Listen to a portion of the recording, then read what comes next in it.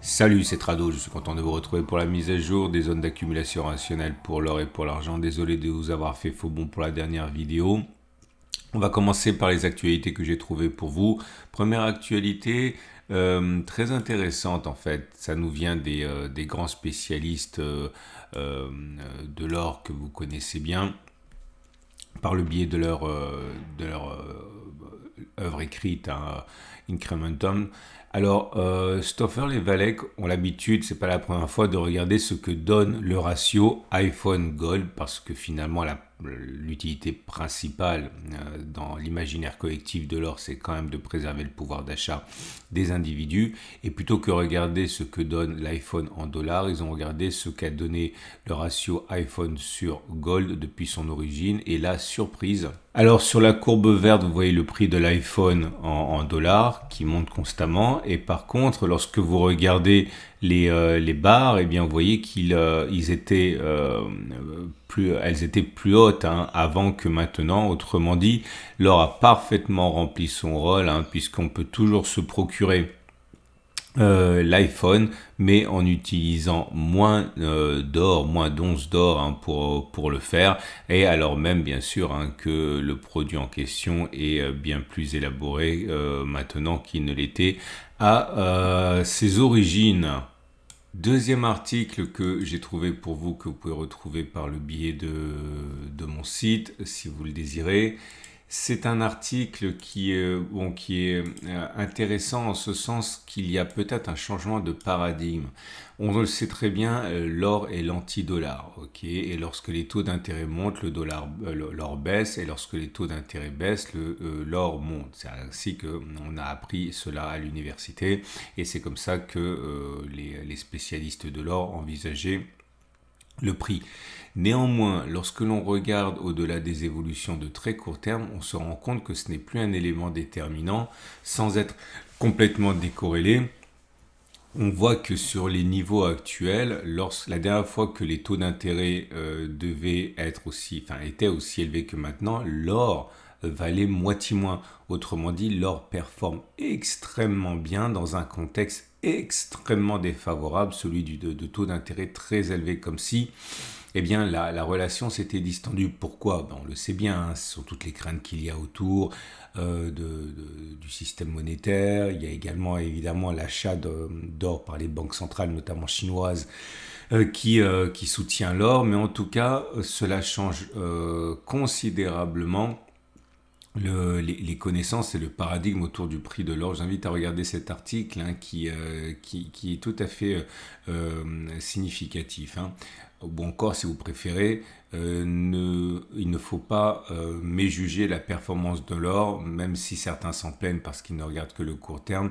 La performance de l'or actuellement par rapport au contexte historique et économique du moment fait qu'il résiste extrêmement bien. Et le dernier article, alors c'est un clin d'œil, mais c'est intéressant quand même. C'est Vera Cash qui nous a offert cet article. Je ne connaissais pas, honnêtement. C'est un film qui est sorti en 2023, donc très récent, sur Opération Fortune, un film qui voit l'or remplacer les monnaies. Alors c'est un film d'action, mais ce qui est intéressant, c'est que dans ce film, la trame principale, c'est le fait que l'or remplacerait les monnaies nationales. Alors, l'auteur de cet article précise bien que ce serait pas forcément une bonne idée, ok, parce qu'on peut pas, avec des ressources en or limitées, accompagner une croissance économique potentiellement illimitée. Ça serait extrêmement déflationniste et ça serait très très très mauvais. Mais en tout cas, ça montre quand même que cela revient sur le devant de la scène, l'importance de l'or et la méfiance vis-à-vis des monnaies qui seraient vouées à disparaître dans ce scénario hollywoodien. Je vous invite quand même à regarder l'article pour voir si le film pourrait vous donner une envie d'aller en savoir davantage. Vous trouvez les liens vers tout cela sur mon site et en dessous de la vidéo. On passe à l'analyse des zones d'accumulation rationnelle. Regardez ça. Je vous rappelle que mon format vous est proposé par mes deux sponsors, Aucoffre qui vous propose d'acheter de l'or, de l'argent et de pouvoir ensuite le stocker dans des coffres ou le faire livrer, hein, mais éventuellement le stocker à l'étranger comme en Suisse, hein, et vous avez la possibilité encore une fois, hein, d'interagir directement avec d'autres acheteurs via cette plateforme, vous permettant donc d'acheter, de vendre directement avec d'autres investisseurs.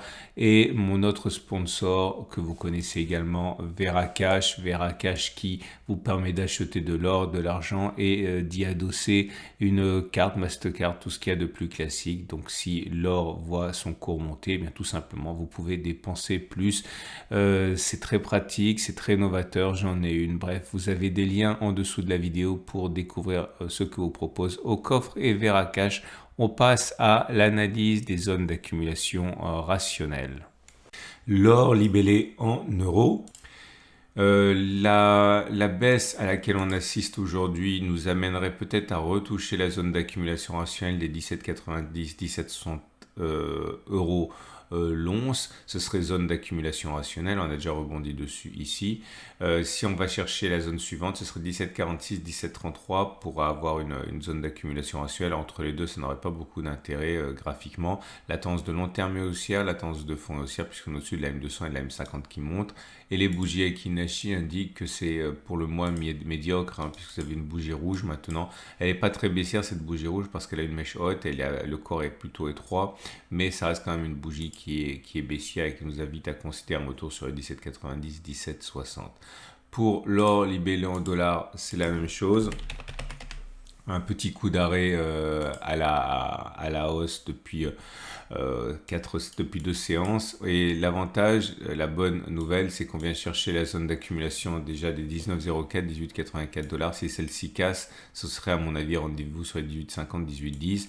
Attention, la tendance de fond, elle est baissière déjà. La tendance de long terme est neutre parce qu'on est en dessous de la M50 qui descend et en dessous de la M200 mais qui monte. On passe à l'argent.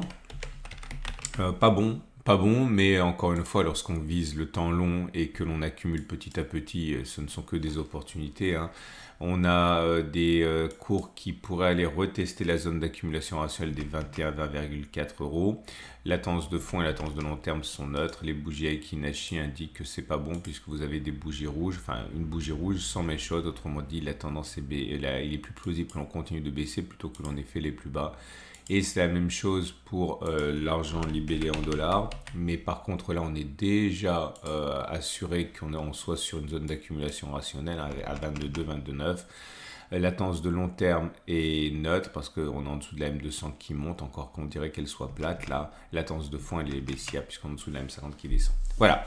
Je vous souhaite un excellent week-end. Je vous rappelle que ce format est mis à jour 2 fois par semaine, le mercredi et le samedi. Vous avez la possibilité de vous abonner à ce format si vous avez trouvé ça intéressant. Pensez également à lire les articles que j'ai évoqués si cela vous intéresse directement en dessous de la vidéo. Vous avez un lien. Je vous souhaite une excellente journée. Je vous dis à samedi pour la mise à jour pour le format long.